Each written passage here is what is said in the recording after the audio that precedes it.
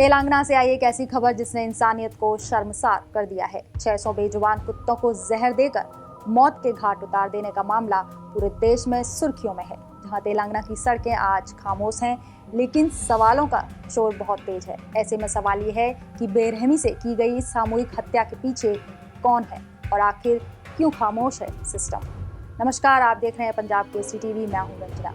दरअसल ये मामला तेलंगाना के कामारेड्डी जिले के माचेरेड्डी मंडल का है, जहां फरीदपेट, भवानीपेट, बाड़ी और पलवंचा गांव में करीब 600 के आसपास आवारा कुत्तों को जहर देकर मार डाला गया। आरोप है कि सामूहिक हत्याकांड के पीछे गांव के नवनिर्वाचित सरपंच की साजिश थी।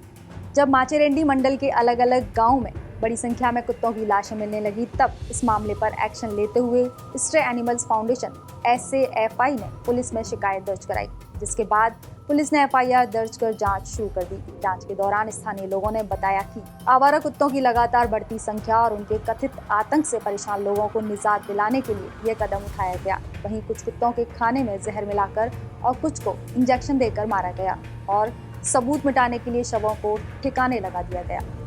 वहीं स्ट्रे एनिमल्स फाउंडेशन SAFI भी अपनी ओर से मामले की पड़ताल में जुटा हुआ है। फाउंडेशन के अधिकारी अदुलापुरम गौतम ने साक्ष्य इकट्ठा कर शिकायत दर्ज कराते हुए कहा, कानून को ताक पर रखकर निर्वाचित प्रतिनिधियों ने यह अपराध किया है। ऐसे में आवारा कुत्तों को जहर देकर मारे जाने की इस घटना से पूरे जिले में सन्नाटा फैल गया है। एनिमल राइट्स संगठनों ने इसे मास किलिंग करार देते हुए वाइल्ड लाइफ प्रोटेक्शन एक्ट और एनिमल क्रुएल्टी एक्ट का खुला उल्लंघन बताया है। वहीं इस मामले पर सुप्रीम कोर्ट की पहले दी गई टिप्पणियां भी अहम है। सुप्रीम कोर्ट ने साफ कहा कि उसने आवारा कुत्तों को खत्म करने का कोई आदेश नहीं दिया है। कोर्ट ने पशु जन्म नियंत्रण नियमों के तहत नसबंदी और प्रबंधन पर जोर दिया है। वहीं पशु क्रूरता निवारण अधिनियम 1960 के तहत कुत्तों को इस तरह मारना न केवल अनैतिक बल्कि दंडनीय अपराध भी है। गौरतलब है कि दिल्ली में आवारा कुत्तों को हटाने को लेकर भी हाल ही में बड़ा विवाद सामने आया था। 13 जनवरी को सुप्रीम कोर्ट ने इस कुत्तों के काटने से जुड़े मामलों पर नए दिशा निर्देश भी जारी किए। अगर कुत्ता काटता है तो उसकी जिम्मेदारी उसे खाना खिलाने वाले व्यक्ति की होगी और मुआवजा भी वही देगा। अगर किसी बच्चे या बुजुर्ग को कुत्ते के काटने से चोट लगती है तो राज्य सरकार मुआवजा देगी। वहीं विशेषज्ञों का मानना है कि तेलंगाना में कुत्तों की हत्या कोई समाधान नहीं है। सरकार के पास नसबंदी और टीकाकरण जैसे मानवीय विकल्प मौजूद हैं। इस तरह की क्रूरता प्रशासन और स्थानीय नेतृत्व की नाकामी को दर्शाती है।